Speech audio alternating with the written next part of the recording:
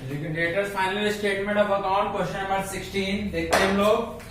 Question number 16 में preference share दिया 1,20,000 का, इक्विटी शेयर है 2 लाख रुपीस का।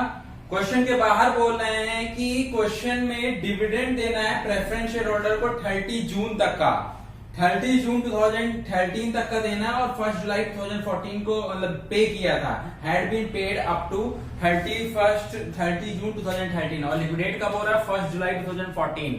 ठीक है, तो आपको डिविडेंड देना है प्रेफरेंस शेयर होल्डर पे। क्वेश्चन के अंदर प्रेफरेंस शेयर होल्डर देखिए 12,000 प्रेफरेंस शेयर होल्डर 10 रुपए के हिसाब से दिए हैं, तो हमारे प्रेफरेंस शेयर होल्डर थे 1,20,000।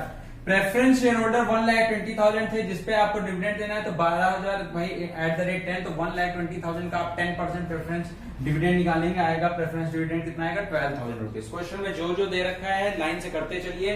प्रेफरेंस शेयर होल्डर को पेमेंट करना तो return to contribution 10% preference share holder 1,20,000 rupees, और इन्हीं पे आगे हमने लिख दिया प्रेफरेंस डिविडेंड है 12,000 रुपीज का। फिर क्वेश्चन में आगे देखें, हमने पढ़ा लिक्विडेटर सोल्ड कर रहे हैं प्लांट को 1,09,000, प्लांट एंड इन्वेंट्री को 2,75,000 है। क्वेश्चन के अंदर प्लांट देखिए 2 लाख रुपीस का है, और इन्वेंट्री हमारी है 1 लाख रुपीस की। 2 लाख प्लस 1 लाख टोटल हमारा 3 लाख रुपीस का था। कह रहे हैं 2,75,000 में आप बेच रहे हैं, तो रिसीव कितना हो रहा है 2,75,000। एस्टिमेटेड का मतलब होता है कितने का है, और वैल्यू रियलाइज मतलब कितने का रियलाइज हुआ, इतने का था इतना रियलाइज हुआ, 3 लाख का था और हमें रियलाइज कितना हो रहा है 2,75,000 रुपीज का रियलाइजेशन हो रहा है। आगे लिखा है वो है कि एक ट्रेड रिसीवेबल था जिसमें 25,000 रुपए रिसीव नहीं होगा। क्वेश्चन के अंदर ट्रेड रिसीवेबल 1,50,000 रुपीज का दे रखा है, 25,000 रिसीव नहीं होगा, तो 1,50,000 में 25,000 लेस कर दिया, हमारा ट्रेड रिसीवेबल में कितना रियलाइज होगा 1,25,000। जैसा जैसा क्वेश्चन में दिया जाए वैसे वैसे करते जाइए। पहले प्रेफरेंस शेयर होल्डर और डिविडेंड के बारे में बोला था, आपने उसका पेमेंट किया। फिर उसके बाद बोला आपसे कि एसेट को आप बेच लें, जिसमें आप 3 लाख की एसेट को बदले में 2,75,000 रिसीव हो रहा है। फिर आपसे क्वेश्चन में बोला ट्रेड रिसीवेबल 1,50,000 था जिसके बदले में 1,25,000 रियलाइज हो रहा है। फिर क्वेश्चन में आगे लिखा हुआ है कि एक्सपेंसेस 1,600 रुपए के हमने लिक्विडेशन पे किए हैं, 1,600 रुपए लिक्विडेशन एक्सपेंसेस किया, आपने वो पेमेंट में लिख दिया है। फिर क्वेश्चन में आगे लिखा है डिवेंचर पे आपको इंटरेस्ट पे करना है 31 दिसंबर तक का। ठीक है, डिवेंचर पर इंटरेस्ट पे करना है, तो डिवेंचर क्वेश्चन के अंदर देखिए कितने रुपए के दे रखे हैं 5% डिवेंचर 60,000 रुपीज के। 60,000 के डिवेंचर है 30 दिसंबर तक का, तो 1 जुलाई से का 30 दिसंबर कितना हो गया 31 दिसंबर 6 महीने। 60,000 का 5% 6 महीने का आया 1,500, तो 60,000 प्लस 1,500 डिवेंचर मेरे थे 60,000 के, एड 1,500 इंटरेस्ट, टोटल हमने पेमेंट कितने का किया 61,500 रुपीज का।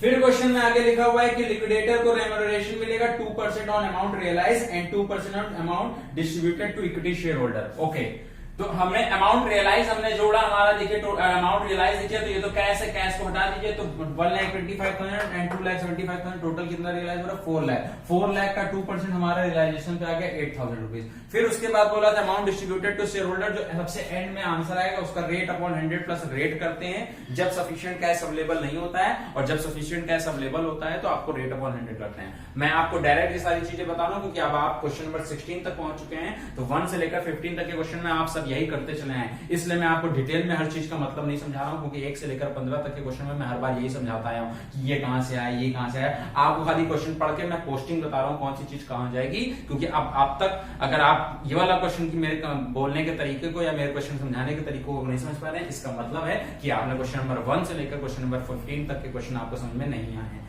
तो पहले कॉन्सेप्ट को सीखिए, फॉर्मेट को समझिए, करने का तरीका समझिए, आप ये क्वेश्चन अपने आप कर सकते हैं। इस क्वेश्चन में ऐसा कुछ भी नहीं है, अगर आप नहीं कर पा रहे हैं मतलब कमी आप में है, पहले आप क्वेश्चन को समझिए, क्वेश्चन को फिर से रिवाइज करिए, क्योंकि आप आगे बढ़ते बढ़ते जाने का तभी फायदा मिलता है जब हमें पीछे का क्लियर हो। जब आप पीछे का क्लियर नहीं और आगे बढ़ते चले जा रहे हैं, आप कहेंगे मेरा चैप्टर कंप्लीट हो गया, लेकिन आपको मैं एक क्वेश्चन दूंगा आप करके नहीं दिखा पाएंगे। वजह क्योंकि आपने ढंग से उसको समझा नहीं है, उसको रिवीजन ढंग से नहीं किया। इस क्वेश्चन में भी ऐसा कुछ नहीं था, सीधे पेमेंट मिलिए, एसेट को बेचिए, एसेट को बेचने के बदले में रेम्यूनरेशन दीजिए, रेम्यूनरेशन एक इसको दीजिए एसेट रियलाइज पे, दूसरा रेम्यूनरेशन बोल रहा है जितना डिस्ट्रीब्यूटेड टू शेयर होल्डर होगा, डिस्ट्रीब्यूटेड टू शेयर होल्डर भी हम निकालेंगे। उसके बाद अगर सफिशिएंट कैश अवेलेबल होता है तो rate upon 100, sufficient cash available नहीं होता है तो रेट अपॉन 100 प्लस रेट करते हैं।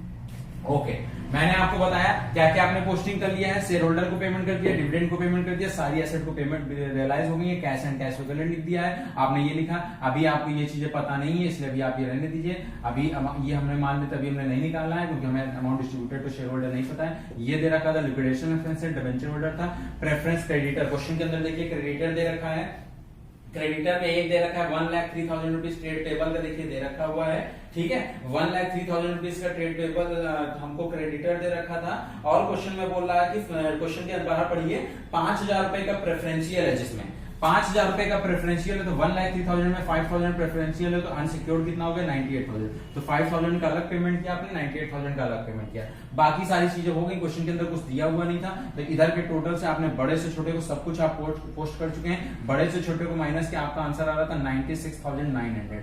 रफ में आपने माइनस किया जब 4,03,000 में ये सब चीजें माइनस करेंगे आपका आंसर आएगा 96,900। जब आपको सफिशिएंट कैश अवेलेबल नहीं है तो रेट अपॉन 100 प्लस रेट 96,900 का 2/102 करेंगे तब आएगा 1,900, तब आप जोड़ेंगे 9,900 आएगा। आप बड़े से छोटे को माइनस करेंगे आपका आंसर जो आएगा वो आप इक्विटी शेयर होल्डर को पेमेंट कर देंगे। ये क्वेश्चन नंबर 16 था, देखिए।